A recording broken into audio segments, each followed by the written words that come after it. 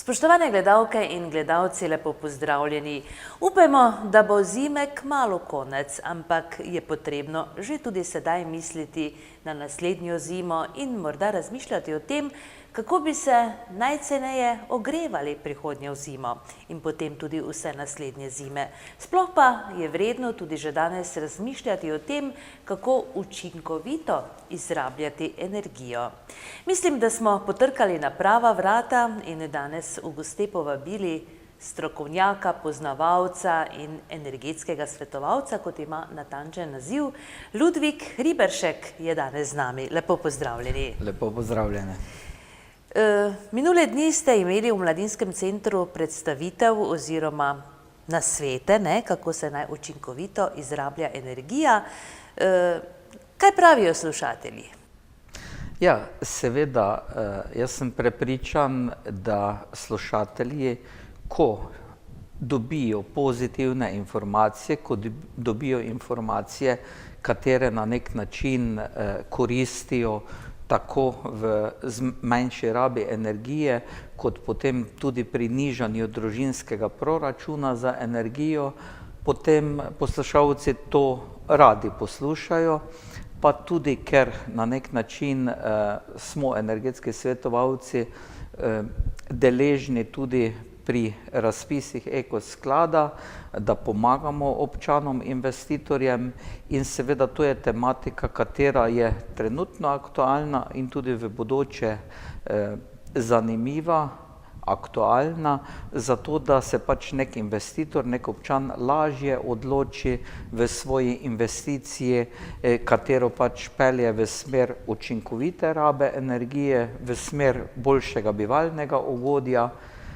v smer investiranja, da potem na dolgi rok zmanjša stroške tako za energijo, kot tudi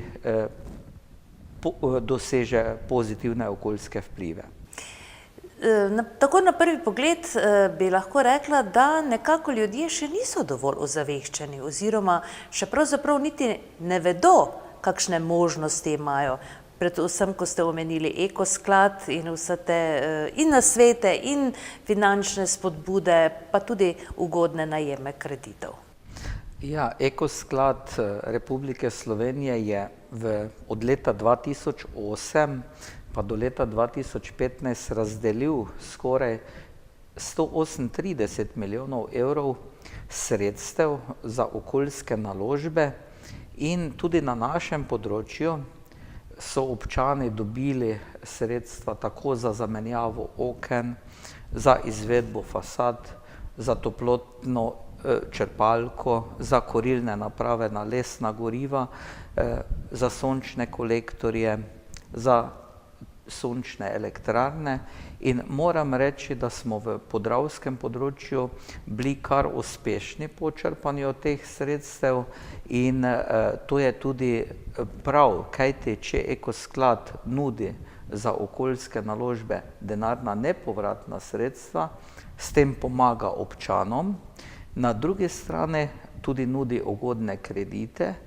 in na drugi strani smo pa kot Republika Slovenija, kot sestavni del Evropske unije, zavezani k spodbujanju tako imenovanih okoljskih naložb, tudi v učinkovito rabo energije in tu kot Slovenija dosegamo pozitivne učinke, pa čeprav je v naši Prlekiji recimo investicijska sposobnost občanov nekoliko nižja, kot je investicijska sposobnost občanov v osrednji Sloveniji, mi pravimo od Celja dalje nekako proti Ljubljani se vse bistveno bolj da, kot se da na naših koncih, ampak moram reči, da se lahko konkretno pohvalimo s številnimi investicijami tudi na našem področju, čeprav ne tako visokimi, naprimer nekdo, ko menja okna, ko izvede fasado, ko investira v kvalitetne stvari, ampak ko smo zadnjič tudi na predavanju povedali primer dobre prakse, da nek investitor dobi za toplotno črpalko v višini 2500 evrov nepovratnih sredstev,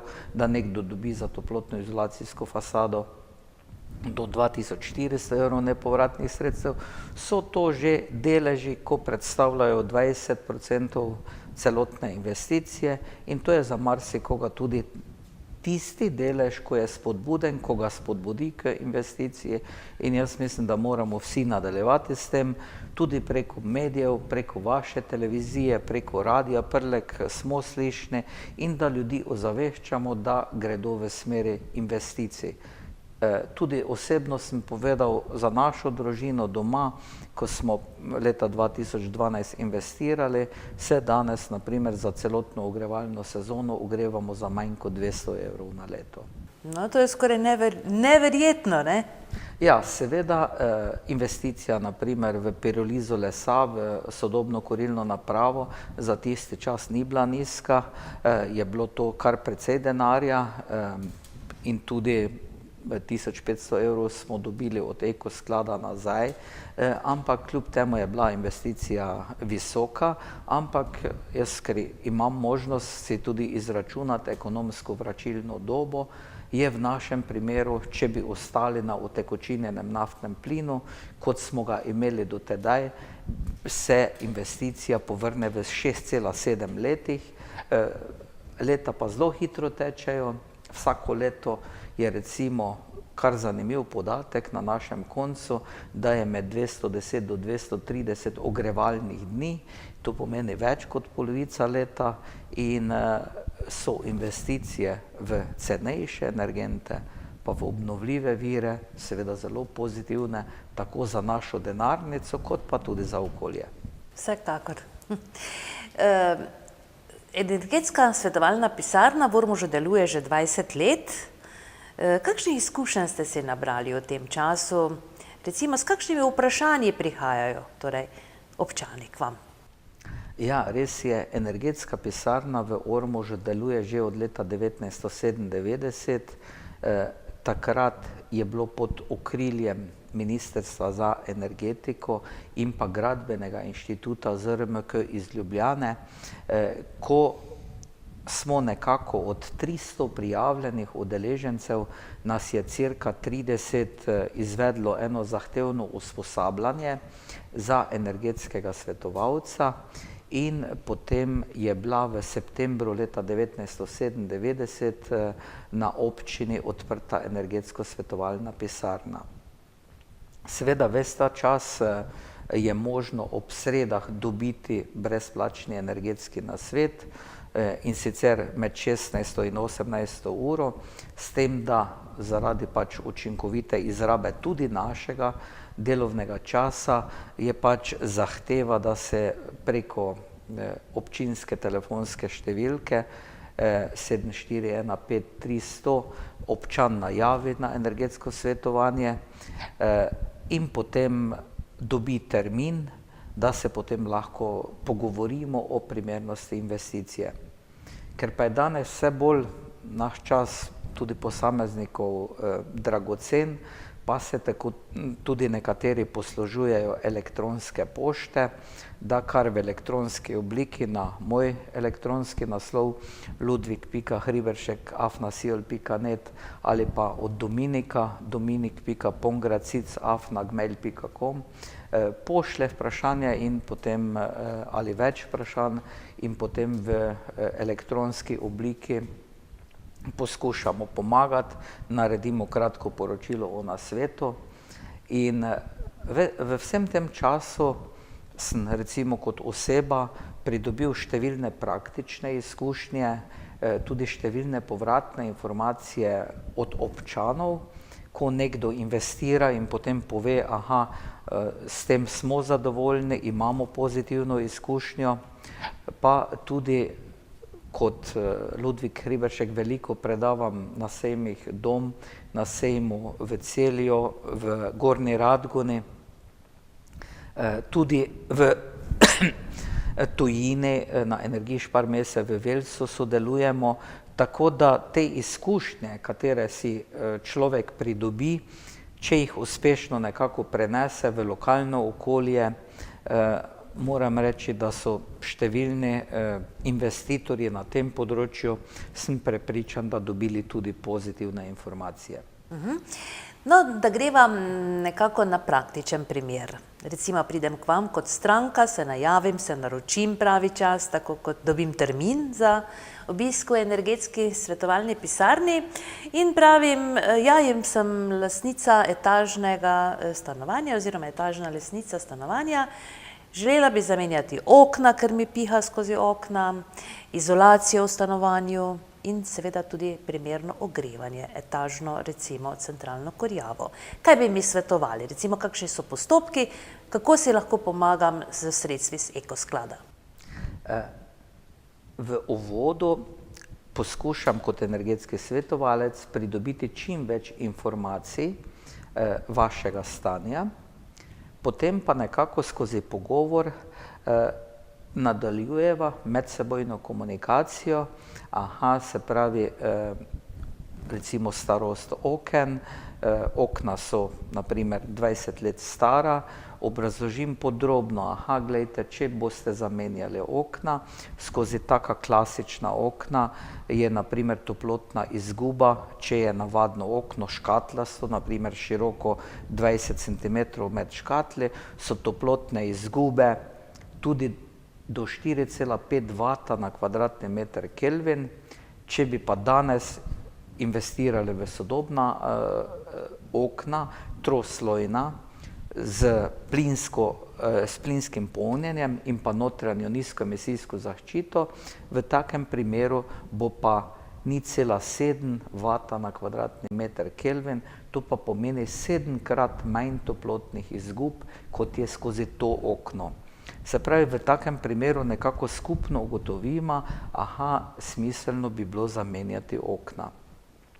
Če se naprimer v tem konkretnem vašem primeru ogreva lokalno ali je skupna kotlovnica, kako je? Plin recimo konkretno. Ali pa recimo bi se odločila za ogrevanje na elektriko, to so visokotlačne peči recimo. No, recimo, če imate sedaj naprimer uporabo zemeljskega plina, potem obrazložim, da iz enega kubičnega metra se pridobi naprimer 9,5 kWh toplote. Če je cena zemeljskega plina, končna cena z vsemi dajatvami, tam okrog 60 centov na kubični meter, in če na letni ravni naprimer porabite, kakšna je približno površina tega stanovanja, koliko? 70 kvadratov. 70 kvadratov, se pravi, če je stanovanje slabo izolirano, slaba okna in ima naprimer med 150 do 200 kWh toplotnih izgub na kvadratni meter, pomeni, da bi vi porabili recimo za 70 kvadratov, naprimer minimalno 700 kubičnih metrov plina, lahko pa tudi do 1200–1300, pa potem krat cena in potem primerjava, če bi pa naprimer želeli namesto plina na električno energijo in v takem primeru pa že povemo, električna energija bo pa dražji energent od plina. Če bi pa zamenjali plinsko ogrevanje z naprimer toplotno črpalko zrak-voda, bi pa taka toplotna črpalka imela grelno število naprimer poprečno 4–4,5, pomeni, da bi 1 kWh električne energije vložili in dobili preko toplotne črpalke ven 4,5 kWh in bi potem midva nekako skupno preko neke ocene ugotovila, da bi za to stanovanje s pomočjo toplotne črpalke na letni ravni imeli za električno energijo maksimalno med 250 do 350 evrov stroška za električno energijo, katera bi seveda omogočala delovanje toplotne črpalke. To bi seveda bilo v osnovi bistveno manj od zemeljskega plina, vendar je pač potrebno ugotoviti, ali kje je možna vgradnja toplotne črpalke v tem stanovanju. Če bi pa še potem šla naprej, ker je v tej večstanovanjski stavbi je več lastnikov oziroma več stanovalcev, bi potem če bi se odločali za posamezno drugačno vrsto energenta, nekako mogli dobiti soglasje tudi sosedov. Na drugi strani, če bi izvajali naprimer toplotno-izolacijsko fasado, bi potem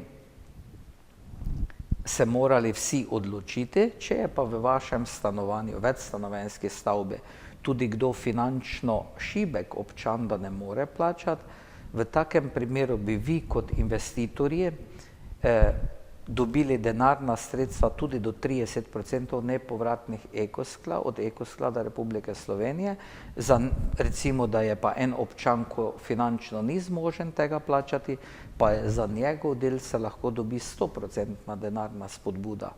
Skratka, vedno in vedno nekako v energetski pisarni najprej rešimo tehnični del, se pravi nekako svetujemo možnosti, potem, ko pa prijemo na konkretno, čeprav se vedno morajo potem ali več stanovalcev ali en investitor na lastni koži odločiti, potem pa pomagamo tudi z nasveti glede pridobitve teh nepovratnih sredstev in sedaj je prav dobro v zadnjih letih, da na Ekoskladu so denarne spodbude neprekinjene. Včasih, če gledam 15 let nazaj, 10 let nazaj, je nekdo menjal okna, izvedel fasado, pa če je v Ekoskladu zmanjkalo denarnih sredstev, so ostali brez. Zdaj pa gre za kontinuirna sredstva in če nekdo izpolnjuje vse pogoje, potem ima veliko verjetnost, da tudi dobi denarna sredstva. In v Ormožu imamo lep primer, recimo večstanovanjskega objekta, naprimer to je blok Ptujska cesta 12, so mislim, da 2 oziroma 3 leta nazaj so izvedli fasado, toplotno-izolacijsko in ta investicija je bila tudi sofinancirana s strani Ekosklada. Vendar vedno je pa postopek takšen, da je treba, preden se investicija začne, na Ekosklad podati vlogo, podati predračun, potem izvesti in potem se dobijo denarna sredstva nazaj. Se pravi, torej najprej moraš sam plačati in potem dobiš recimo povrnjeno Vedno v primeru individualne gradnje investicije je tako in v primeru tam, kjer gre za več investitorjev hkrati v večstanovanjskem objektu, da je treba investicijo poravnati. Je pa seveda pri tem tudi možnost, če neka skupnost lastnikov, etažnih lastnikov nima dovolj sredstev, da pri Ekoskladu lahko vzame kredit in potem del investicije plača s kreditom, del pride nepovratne. To pred leti ni bilo možno, sedaj v zadnjih 2 letih pa je tudi ta možnost že obstaja. No, kakšni pa so pogoji za kredite? Pogoji za kredite so takšni, da pač Ekosklad naredi javno naročilo in potem v slovenskem področju izbere najugodnejšo banko in pri kreditih je Euribor plus 1,3% obrestne mere, tako da kolegi iz Ekosklada pač trdijo, da ugodnejšega kredita za okoljske naložbe v Sloveniji ni, kot je kredit Ekosklada. Vendar pa vedno poudarjam vsakemu investitorju, da vsak kredit je potrebno vrniti, pomeni, da nekdo, ko investira, se mora zavedati, da bo svojo investicijo potem mogel tudi tisto, kar je kreditirano, na nek način vrniti. Je možno torej pridobiti in kredit in subvencijo? Možno je, prav to poudarjam, da včasih to ni bilo, 3 leta nazaj ni bilo te možnosti, če je nekdo dobil nepovratno denarno sredstvo Ekosklada, v takem primeru potem ni bil upravičen do kredita, ker pa so s tem marsikaterega investitorja na nek način zavrnili, je pa Ekosklad sprejel strategijo, da je v sedanjem času možno dobiti denarno nepovratno spodbudo in pa tudi kredite Ekosklada. Koliko recimo je pomembno, da nekdo torej preko vaše pisarne uraduje? Ali lahko se sam torej prijavi kar na ta sklad? Lahko se popolnoma sam. Osnova energetskih svetovalcev je, da z tehničnega vidika obrazložimo investitorjem in recimo danes imamo tudi investitorje, ko so recimo sposobni brez težav prebrati vso tehnično dokumentacijo in pa celotno vlogo in nekdo, ko bi želel, naprimer, ko je v pomanjkanju časa, lahko vse naredi sam, ne rabi obiska, ne energetske pisarne, si izpolni vlogo, da predračun, poslika objekt, v skladu z navodili Ekosklada poslika naprimer hišno številko in odda vlogo, pelje investicijo, ampak v veliki večini opažamo, da predvsem individualni investitorji in pa starejši investitorji nekako želijo tudi pomoč energetskega svetovalca, ker morate razumeti, da je pač na Ekoskladu, ko pride letno nad 10.000 vlog, da so zelo striktni in da če je vloga pač nepopolna, takrat Ekosklad zahteva dopolnitev. Mi kot energetski svetovalci pa nekako že poznamo tudi tehnične parametre, na kar morajo investitorji biti pozorni, poznamo tudi spiske posameznih naprav, katere so subvencionirane in potem bistveno lažje nekako pomagamo, da lažje pridejo do te denarne spodbude.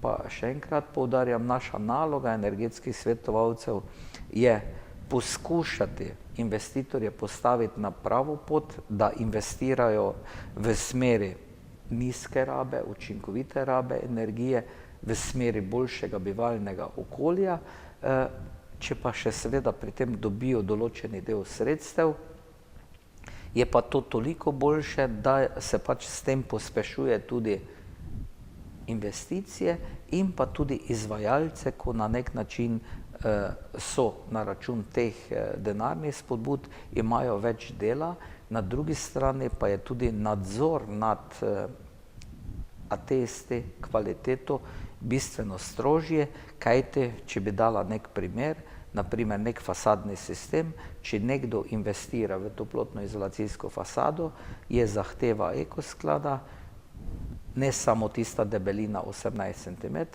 da je material atestiran, da ima ustrezne tehnične karakteristike glede toplotne prehodnosti, ustrezne ateste, da so materiali v skladu z navodili Ekosklada in ne subvencionira se slabih materialov. To pomeni, da so na vse pozorni. Sigurno namen je, da se okoljske naložbe, katere izvajamo, da so takega značaja, da potem pomagajo občanom k nižjim, dolgoročno nižjim stroškom za energente, na drugi strani pa, da dobijo tudi kvaliteto. In če govorimo naprimer o nekem krožnem gospodarstvu, o nekem subvencioniranju, vsak vloženi evro v učinkovito rabo se obrestuje večkrat. Če nekdo, recimo bi dal primer, je pred par leti imel rabo kurilnega olja 2000 litrov, ko je bilo kurilno olje po 1 evro, je to znašalo 2000 evrov na leto za energent.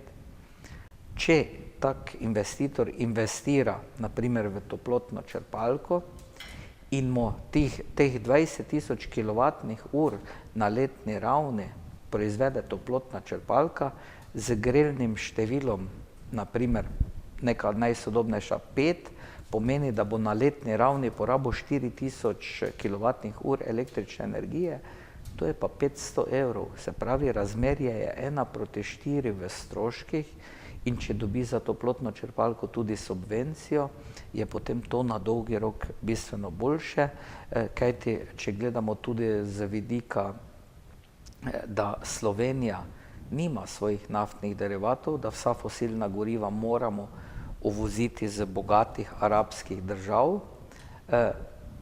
Če pa spodbujamo domače vire, tako obnovljive, tudi ker je zgodilo se je, da je del industrije v Sloveniji enostavno propadel, zato imamo viška električne energije, pomeni, da je cena optimalna in je prav toplotna črpalka kot investicija se pokazala kot dobra.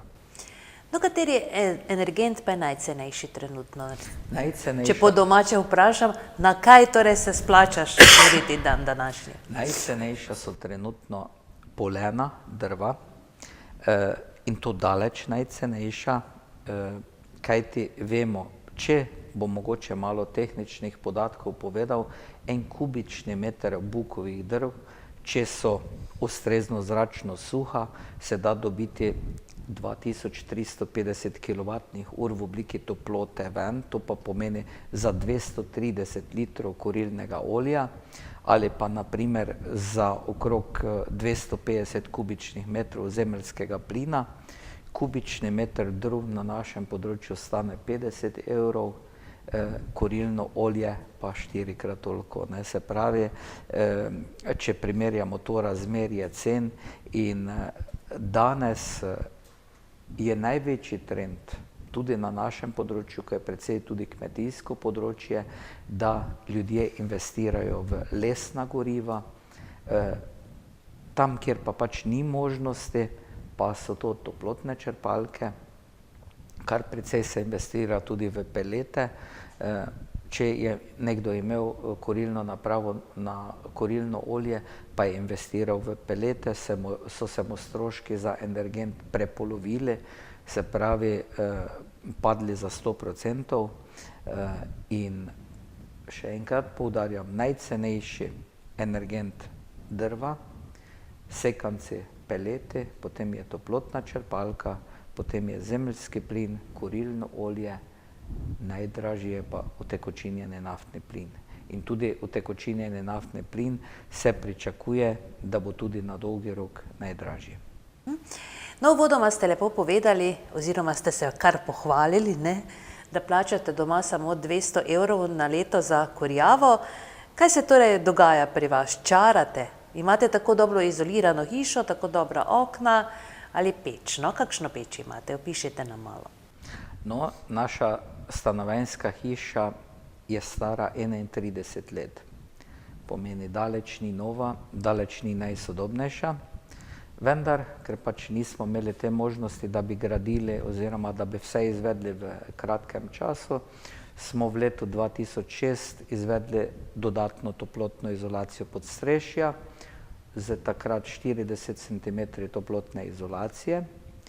Že v letu 1993 smo pa izvedli toplotno izolacijsko fasado, katera je 8 cm debela. In to pomeni za današnje razmere bistveno pretanka. Ampak smo pa v letu 2012 investirali v sodobno kurilno napravo, katera pač oplinja les in potem zgoreva ta les v tako imenovani pirolizni peči. In naša stanovanjska hiša, ko ni najboljša, spada glede na energetsko izkaznico v razred D, ampak mi porabimo na leto med 6 do 7 kubičnih metrov bukovih drv, ker pa imamo lastna, se pravi, če si računamo strošek žaganja, prevoza domov, skladiščenja, je to manj kot 200 evrov na leto. In če gledamo dolgoročno, kupili smo takrat peč, kurilno napravo na polena, zato ker imamo pač lasten gozd, ampak ker vsi smo na nek način kar dokaj zasedeni, tudi jaz osebno, imamo zraven te kurilne naprave 2000 litrni hranilnik toplote, pomeni, da tudi ko nas ni doma, naprava, ko imamo v hranilniku naprimer 2000 litrov tople vode na 80 stopinj, tudi če nas 2 dni ni doma, je potem hiša normalno topla in način ogrevanja je pa pač v prehodnem času kurimo enkrat oziroma na 2 dni oziroma celo na 3 dni. Sedaj v tem času ali enkrat na 2 dni ali pač manj vsak dan, v ostrejši zimi, ker letos pa je bila ostrejša zima, pa pač vsako popoldan, ko sem jaz prišel domov, sem pač naložil kurilno napravo in je potem pač v tem primeru pač v nekaj urah energent zgori in ogreje vodo direktno nekaj spušča v hišo in tak način se je izkazal za podeželje, predvsem za ruralno okolje kot dober. Šibka točka naše stanovanjske hiše so okna, navadni termopan z 2,7 W toplotne prehodnosti na kvadratni meter, ampak glede na to, da so v dokaj kvalitetnem, dobrem stanju, čeprav so stara 30 let, jih ne bomo menjali. Dodatno smo dali zatesniti med okenskim okvirjem in pa krili s posebnimi silikonskimi tesnili, ker vračilna doba, ko sem jaz računal za energetsko izkaznico, je preko 22 let. Se pravi, ko bomo na nek način ugotovili okna, so zaradi, ker so lesena, zaradi dotrajanosti potrebne spremembe, takrat bomo šli v zamenjavo, drugače bodo pa ta okna, ko pač niso najnovejša, niso najkvalitetnejša, ampak zagotavljajo normalno bivalno okolje. Tudi za tiste gledalce, ko bodo gledali to oddajo, je zanimivo, če nekdo zamenja okna, ko so dobro zrakotesne, imajo nizke toplotne prehodnosti, da morajo dovolj prezračevati. Okna, ko so že imajo določeno starost, sama po sebi zagotavljajo del ventilacijskih toplotnih izgub, ko pa imamo nova okna, mi pa številni svetovanci nazaj povedo, prej nismo imeli plesne, sedaj pa se nam je začela pojavljati plesen, v takem primeru je pač potrebno dovolj prezračevati. No, to je tudi zanimiv podatek in ga je prav vedeti, ne? No, omenili ste ta vaš rezervoar vode, ne? Ja. Kako to funkcionira? Kako ohranja, kako dolgo, mislim, na kakšen način se ohranja ta toplota vode, 80 stopinj? No, temu se strokovno reče hranilnik toplote. To je tako kot bojler za sanitarno toplo vodo, vendar tu je pač pri teh sodobnih kurilnih napravah je ta princip, da kurilna naprava, da zgorevanje poteka pri optimalnih pogojih. Se pravi, temperatura dimnih plinov v kurilni napravi je 170 stopinj in zgorevanje poteka preko uplinjevanja in zgori popolnoma. Mi imamo po enem tednu za eno roko pepela, vse ostalo zgori popolnoma. Vemo, da v klasičnih kurilnih napravah je na en dan za polovico emparja pepela. Tu je pač zgorevanje toliko boljše, se pravi, je izkoristek na kurilni napravi 92%, se pravi, mi dobimo maksimalno iz goriva. In ko kurilna naprava zagotavlja dovoljšne zgorevanje, hiša ne rabi toliko toplote, zato višek toplote skladišči v tem hranilniku toplote. In ko je potem vsa polena pogorijo do konca, je na primer v nočnem času ali pa drugi dan, glede na potrebe centralnega ogrevanja, avtomatika pač regulira dovod toplote v sam centralni sistem. Seveda tak centralni sistem rabi tudi zunanjo tipalo, da se nekako prilagaja količina toplote, ko jo spušča v hišo, pri nas pa na primer zagotavlja med 22 do 23 stopinj Celzija, ves čas v prostoru, v nočnem času, glede na krivuljo, spusti za stopinjo 2, nič več.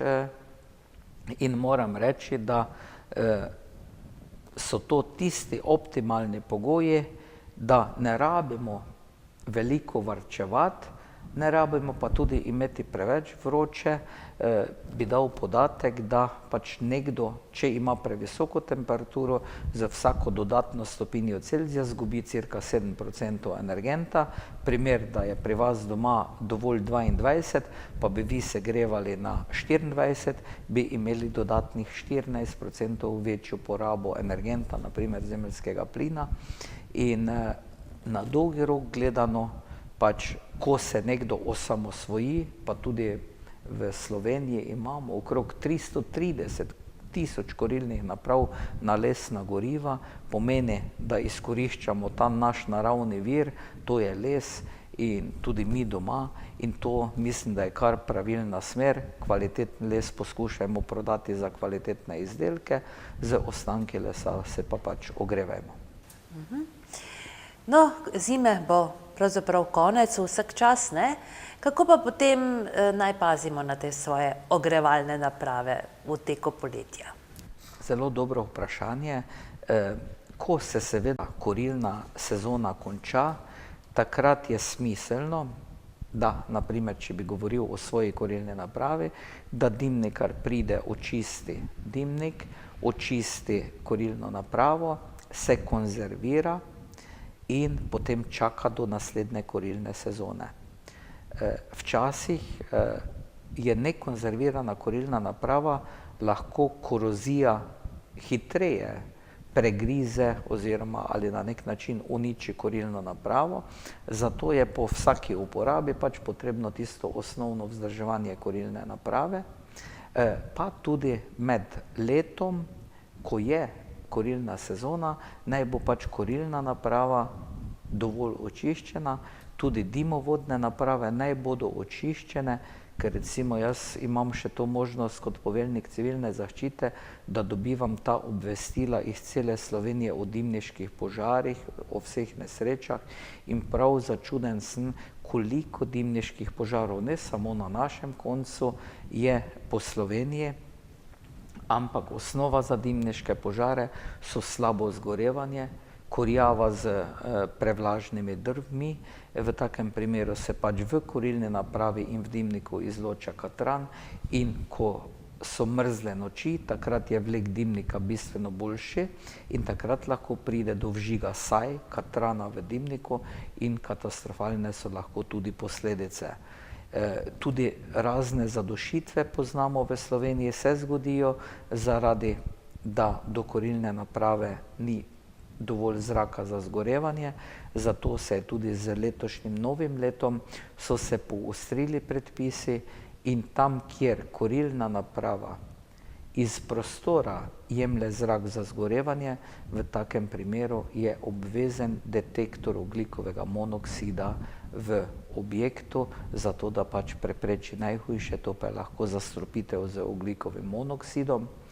In jaz, ko sem se izobraževal dodatno tudi za dimnikarsko šolo sem naredil in ko smo slišali vse te težke, hude nesreče, da tam, kjer pride do zastrupitve z ogljikovim monoksidom, so, ko človek enkrat dobi bele nohte, nobeno zdravstveno osebje žal takega primera ne more rešiti, zato to niso enostavne stvari, pač morajo biti dovodi zraka urejeni za zgorevanje, predvsem lesnih goriv in moramo vzeti to kot potencialno nevarnost, da ne samo, da lahko pride do vžiga v hiši, ampak tudi do zastrupitve s temi strupenimi plinami.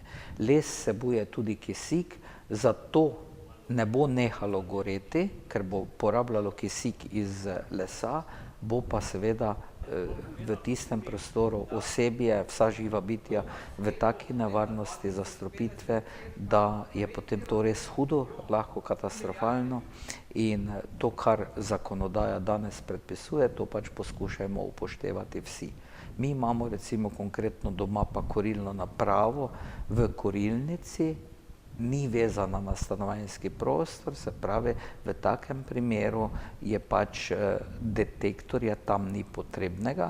Ko smo pa še imeli navadni štedilnik v stanovanjskem delu v kuhinji, v takem primeru smo pa že pred 5 leti imeli ta detektor, moram pa reči, da ga pač lahko piska tudi na kurjavo, na plinski štedilnik v kuhinji, tako da ni vsako piskanje detektorja tudi še huda nevarnost.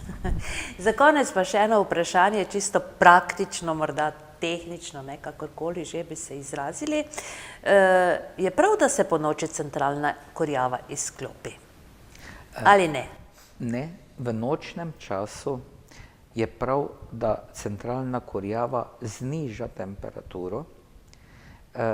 Če jo pa mi popolnoma izklopimo, pa potem toplotne izgube, ko se v nočnem času zgodijo, če nam temperatura pade pod 16 stopinj, kar nekateri zaradi varčevanja tudi to delajo, v takem primeru pa porabijo celo več energije, kot če bi držali po noči nekoliko znižano temperaturo, ne pa izklopljeno centralno ogrevanje.